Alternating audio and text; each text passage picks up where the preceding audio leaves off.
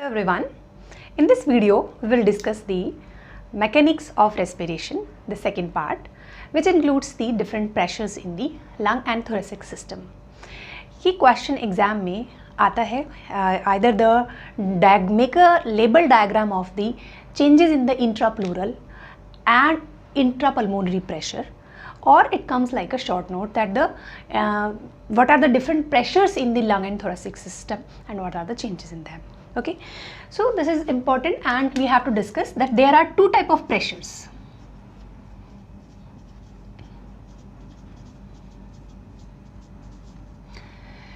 एक प्रेशर होता है हमारा intra pulmonary pressure,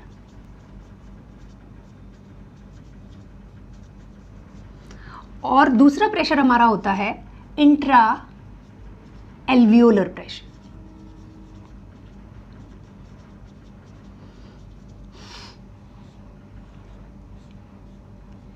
These are two lungs and यहाँ बाहर की तरफ होती है हमारी चेस्ट वॉल.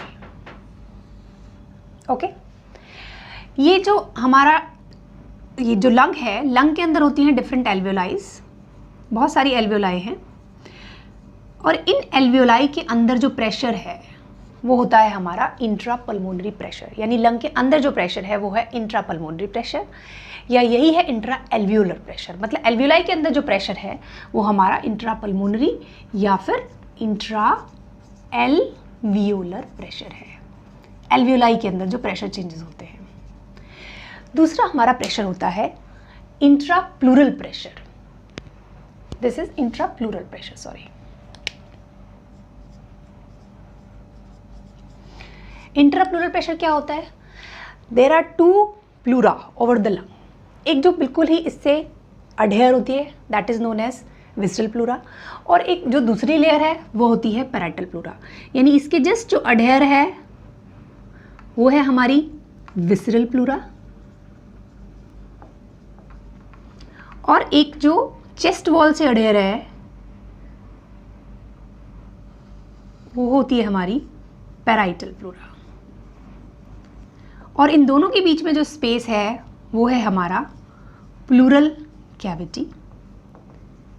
और इस प्लूरल कैविटी में जो प्रेशर होता है उसे ही हम कहते हैं इंट्रा प्लूरल प्रेशर. तो जो एल्वियोलाई के अंदर प्रेशर है, यहाँ पर जो प्रेशर है इस जगह पे, ये है इंट्रा एल्वियोलर या इंट्रा पल्मोनरी प्रेशर, क्योंकि ये लंग के अंदर प्रेशर है. और जो प्लूरल कैविटी के अंदर प्रेशर है वो है इंट्रा प्लूरल प्रेशर. ठीक है, अब क्या होता है कि नॉर्मल में लंग की टेंडेंसी अंदर जाने की होती है. Lung wants to recoil itself because both are the elastic structure, lung as well as chest wall. Lung और चेस्ट वॉल दोनों ही इलास्टिक स्ट्रक्चर है. Lung wants to go inside, यानी कि अंदर की तरफ जाना चाहता है, और जो चेस्ट वॉल है that wants to go outside, ये बाहर की तरफ जाना चाहता है. तो दोनों पर ऑपोजिट फोर्स लगा होता है. चेस्ट वॉल पे भी, चेस्ट वॉल पे बाहर की तरफ प्रेशर होता है, और लंग्स पर अंदर की तरफ फोर्स होता है. ठीक है, तो इसकी वजह से क्या होता है कि इनके अंदर यहाँ पर निगेटिव प्रेशर डेवलप होता है. तो जो इंट्राप्लूरल प्रेशर है दैट इज ऑलवेज निगेटिव. ये एक सबसे इंपॉर्टेंट पॉइंट है ध्यान रखने का. Intrapleural pressure is always negative. Done. अब हम अलग अलग इनको डिस्कस करते हैं कि इन प्रेशर्स के चेंजेस क्या होते हैं. ये है इंट्रापल्मोनरी प्रेशर यानी एल्वियोलाई के अंदर प्रेशर जो होता है, और ये है इंट्राप्लूरल प्रेशर. तो सबसे पहले हम डिस्कस करते हैं इंट्रापल्मोनरी प्रेशर का क्या होता है. इसके डायग्राम बनाने के लिए आप क्या करें, ये एक्स एक्सिस है, ये वाई एक्सिस है. एक्स एक्सिस पे आप क्या करेंगे, ये प्रेशर्स हैं यहाँ पर, और ये प्रेशर्स क्या हैं, ये प्रेशर्स हैं as compare to the atmospheric pressure. ये प्रेशर एब्सोल्यूट नहीं है, they are as compare to atmospheric pressure. Okay, क्या मतलब इस बात का? यहाँ पे जो जीरो है, ये zero as compare to atmosphere ये जीरो है. इसका मतलब क्या है कि ये अगर हम, क्योंकि एटमॉस्फेरिक प्रेशर कितना होता है 760 mmHg, तो अगर आप इसको एज एब्सोल्यूट प्रेशर लेंगे तो वो 760 mmHg के बराबर है, यानी एटमॉस्फेरिक प्रेशर के बराबर है। तो आप क्या करेंगे, +2 से लेके -6 तक आप इसको इक्वल में डिवाइड कर दीजिए। ये इंस्पिरेशन है, एक ऐसे आप बॉक्स बनाइए, बीच में एक और लाइन खींच दीजिए, जो इधर हो गया आपका इंस्पिरेशन यानी कि इनहेलेशन, इधर हो गया आपका एक्सपायरेशन। फाइन। फिर आप क्या करेंगे, +2 +1 0 -1 -2 -3 आपने ये बना दिए। ये है with respect to the atmospheric pressure. यानी कि अगर मैं बात करूं कि ये -1 का मतलब क्या है, 759 mmHg। इसी तरह से ये as compare to the atmospheric pressure है। अगर मैं +2 की बात करूं तो ये कितना प्रेशर है, 762 mmHg प्रेशर। तो ये थोड़ा सा आपको आइडिया होना चाहिए, बट एब्सोल्यूट आप कंपैरिजन में याद रखते हैं कि ये इतना प्रेशर इसका होता है। फिर आप क्या करेंगे, इसको भी 2 लाइन में डिवाइड कर दीजिए, इसको भी यहाँ पर इस बॉक्स को भी 2 में डिवाइड कर दीजिए। फाइन। अब ये इनके प्रेशर चेंजेस हैं। तो ये क्या होता है, इसे इस पॉइंट को हम बोलेंगे, क्योंकि इंस्पिरेशन है, eight the start of inspiration. इसको हम बोलेंगे at the mid of inspiration. इसको बोलेंगे at the end of inspiration, क्योंकि ये पूरा इंस्पिरेशन है। इस पॉइंट को फिर अगले उसमें हम यही सेम इस पॉइंट ही को बोल सकते हैं eight the start of expiration also. इसको बोलेंगे at the mid of expiration, इसको बोलेंगे at the end of expiration. तो पहले तो ये पॉइंट्स दिमाग में होने चाहिए कि क्या चीज़ें हैं, ठीक है। अब क्या होता है कि ये कौन सा पॉइंट है, ये है आपका at the start of inspiration. तो at the start of inspiration, या फिर इस पॉइंट का और दूसरा नाम क्या है, क्योंकि सेम ही पॉइंट है ये, या कह सकते हो at the end of expiration. यानी कि जब आपने इंस्पायर किया और एंड हो गया, ये सेम पॉइंट है, या फिर जब स्टार्ट किया आपने एक्सपिरेशन करना, वो भी सेम पॉइंट है। तो इस पॉइंट पे क्या होता है, यहाँ पर अगर आप देखो तो प्रेशर कितना है, 0 है ये। अब 0 क्यों है, क्योंकि क्या होता है जब eight the start of inspiration, या फिर at the end of expiration, यहाँ पे ना तो कोई एयर अंदर जा रही है ना कोई एयर बाहर जा रही है, कुछ ऐसा नहीं हो रहा है, यानी जो एयर इसके अंदर है वही है। तो क्या होता है ये क्यों होता है, कैसे होता है कि ये एटमॉस्फेरिक प्रेशर के बराबर होना चाहिए, तभी कोई एयर ना अंदर आएगी ना बाहर जाएगी, ठीक है। तो इंट्रा एल्वियोलर या इंट्रा पल्मोनरी प्रेशर उस टाइम पे एटमॉस्फेयर के इक्वल है। जितना यहाँ पर अगर 760 है तो यहाँ पे भी 760 है, तब यानी कोई एयर ना अंदर आ रही है ना बाहर आ रही है। ये इंपॉर्टेंट पॉइंट है। यानी कि हम इसको एज कम्पेयर टू इस, अगर हम बोलते हैं बाहर के, तो वो 0 बोल सकते हैं, ठीक है। और इस पॉइंट पे क्या होता है, ये पॉइंट जैसे इंस्पिरेशन हो चुका है, मतलब इंस्पिरेशन होकर एक्सपिरेशन हो चुका है, और अब इंस्पिरेशन स्टार्ट होना दोबारा से, तो उस टाइम पे लंग का रिकॉयल फोर्स चेस्ट वॉल के रिकॉयल फोर्स की एग्जैक्टली इक्वल होता है। यानी ये फोर्स और ये फोर्स इक्वल है, इसलिए कोई अभी मूवमेंट नहीं हो रही है इसमें, ठीक है। तो ये 0 से स्टार्ट हुआ। अब जैसे ही इंस्पिरेशन हो रहा है, एयर लंग्स के अंदर बढ़नी शुरू हुई, तो क्या होता है, यानी कि यहाँ पे क्या हो रहा है, एक्सटर्नल इंटरकॉस्टल मसल्स काम कर रही हैं, रिब्स की मूवमेंट हो रही है, डायफ्राम की मूवमेंट हो रही है। तो क्या होता है कि जो लंग है वो एक्सपैंड करता है चेस्ट वॉल के साथ साथ, ठीक है। लंग जो है, क्योंकि चेस्ट वॉल का मूवमेंट, थोरेसिक केज का मूवमेंट, रिब्स से contraction of external intercostal muscle, और डायफ्राम जो डोम शेप ज़्यादा था वो अब कम डोम शेप हो गया। तो उस तरीके से इसका थोरेसिक का कैविटी का वॉल्यूम बढ़ता है। थोरेसिक कैविटी का वॉल्यूम बढ़ता है तो लंग भी एक्सपैंड करता है उसके साथ साथ, ठीक है। अब जब थोरेसिक कैविटी का जो लंग एक्सपैंड करेगा तो क्या होगा, यहाँ पर जो प्रेशर है वो निगेटिव हो जाएगा, यानी एटमॉस्फेयर के कंपैरिजन में कम हो जाएगा यहाँ पे। इसीलिए क्या होगा, एयर विल बी सक इनसाइड। अंडरस्टैंड कि क्या प्रोसेस हो रहा है, चेस्ट वॉल एक्सपैंड हुई, अब लंग भी उसके साथ साथ एक्सपैंड हो रहा है, तो क्या होगा, यहाँ पर निगेटिव प्रेशर डेवलप हो जाएगा, यानी as compare to this pressure यहाँ पे निगेटिव प्रेशर डेवलप होगा। ये लगभग -1 तक चला जाता है, और इसीलिए ये एयर जो है अंदर सक होती है। यही इंस्पिरेशन की मैकेनिज्म है। और यहाँ भी देख लीजिए आप, ऐसा ही हो रहा है। क्या हो रहा है कि 0 से लेके मिड इंस्पिरेशन में ये कहाँ तक पहुँचा है, ये पहुँचा है -1 से थोड़ा सा नीचे रख देते हो आप, ऑलमोस्ट -1, तो -1 तक पहुँच रहा है, या आप इसको बहुत ज़रा सा नीचे पहुँचाएंगे, ठीक है। फिर क्या होता है, ये इंस्पिरेशन एंड हो चुका है, यहाँ पे जितना इंस्पायर होना था वो इंस्पिरेशन हो चुका है, ठीक है। जब वो एक्सपेंड हो चुका, लंग अगर आप देखेंगे अब कि अब ये लंग आपका एक्सपेंड हो चुका है, यानी कि एंड ऑफ इंस्पिरेशन है। अब क्या होगा कि ये चेस्ट वॉल को वापस लाने की कोशिश करेगा। Now the expiration is going to start, मतलब इंस्पिरेशन का मिड है, इंस्पिरेशन का एंड जब होना है तब क्या होगा कि यहाँ पे कोई भी एयर ना अंदर आएगी ना बाहर आएगी, तभी वो एंड ऑफ इंस्पिरेशन है। ठीक है, तो क्या होगा, आपको यहाँ 0 से लेके एंड ऑफ इंस्पिरेशन में 0 ही वापस करना है, जिससे कि एयर ना अंदर आए ना बाहर आए। तो आप क्या करेंगे, 0 से लेके मिड में -1 तक लाएं और फिर 0 ले जाइए। तो ये हो गया आपका इंस्पिरेशन। अब एक्सपिरेशन शुरू होगा। एक्सपिरेशन कब हो सकता है, कब एयर बाहर निकल सकती है, जब प्रेशर अंदर ज़्यादा हो और यहाँ कम हो, तभी हो सकता है। तो यानी कि यहाँ पे बाहर के कंपेयर में पॉजिटिव में प्रेशर होना चाहिए, तभी एयर अंदर से बाहर जा सकती है, क्योंकि हमेशा एयर जो होती है हाई प्रेशर से लो प्रेशर की तरफ जाती है। ठीक है, तो एक्सपिरेशन में यहाँ प्रेशर पॉजिटिव होना चाहिए।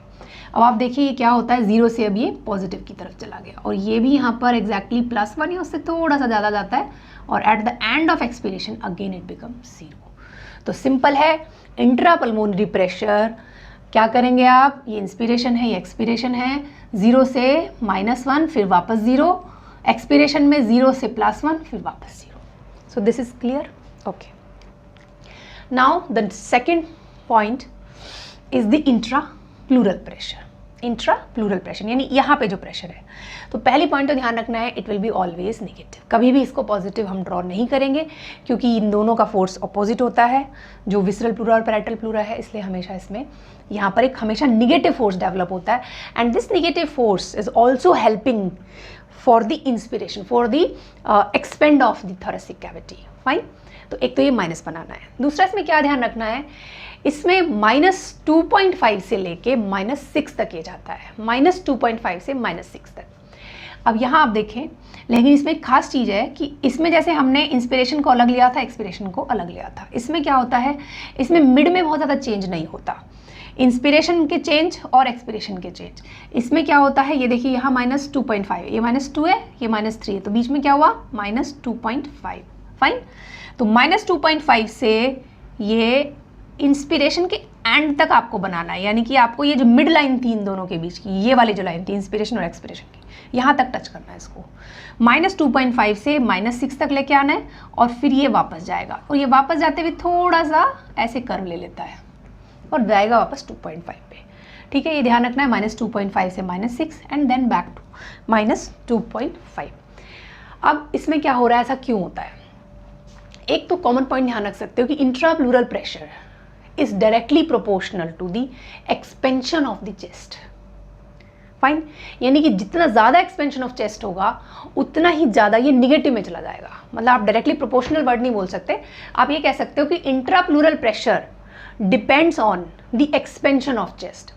यानी देखो, जैसे इंस्पिरेशन हो रहा है तो इंस्पिरेशन में क्या हो रहा है, चेस्ट वॉल एक्सपेंड हो रही है, तो ये उतना ही निगेटिव में चला जाएगा, यानी -2 से ये -6 तक चला जाएगा और फिर ये वापस आता है आपका -2.5 तक। ये कैसे हो रहा है, जब लंग एक्सपेंड कर रहा है, lung is going to be expand during the inspiration, तो क्या होगा, जैसे जैसे ये बढ़ता चला जाएगा वैसे वैसे रिकॉइलिंग जो प्रॉपर्टी है वो बढ़ती चली जाती है। जैसे आप समझ लो कि किसी बैलून को आपने कम फुलाया तो वापस आने की टेंडेंसी कम है, लेकिन बहुत ज़्यादा आप उसको स्ट्रेच करेंगे तो वो जल्दी से वापस अपनी नॉर्मल पोजीशन में आना चाहेगा। ठीक है, तो जैसे ही इंस्पिरेशन शुरू होता है तो यहाँ पर -2 था, ये एक्सपेंड होता चला गया, at the end of inspiration क्या होगा, ये रिकॉइलिंग प्रॉपर्टी बहुत ज़्यादा बढ़ जाती है इन दोनों की आपस की, तो यहाँ पर जो प्रेशर है ये और ज़्यादा निगेटिव डेवलप होता है, तो ये -6 तक चला जाता है। जब ये वापस आने लगता है, एक्सपिरेशन हो जाता है, तो at the end of expiration इसको अब वापस -2.5 पे आना होता है। ठीक है, तो ये तो हो गए दोनों प्रेशर्स। एक चीज़ आपको और समझनी है कि अगर इसका क्लिनिकल एक इम्पॉर्टेंस और समझना है, जो ये डिफरेंट जो अपोजिट फोर्सेस हैं, क्या होता है कि अगर सपोज करिए कोई इंजरी हो जाए तो क्या होगा। अब अगर लंग्स में, या ये कह सकते हो आप कि अगर यहाँ पे कोई स्टैब इंजरी हो जाए, यानी कि कोई बाहर से कोई नुकीली कोई चीज़ लग जाए, स्टैब इंजरी जिसको बोलते हैं हम लोग, तो लंग का जो रिकॉइल, जो यहाँ पे जो चेस्ट वॉल है वो बाहर की तरफ, जो जैसे आपने यहाँ से कोई पंक्चर किया, यहाँ पे कोई इंजरी कर दी, यानी कि चेस्ट वॉल में कोई इंजरी कर दी, तो जो ये फोर्स था ये ख़त्म हो जाएगा। ठीक है, तो क्या होगा, lung become collapse, lung become collapse if there is no chest wall, और you can say there is a injury of the chest wall.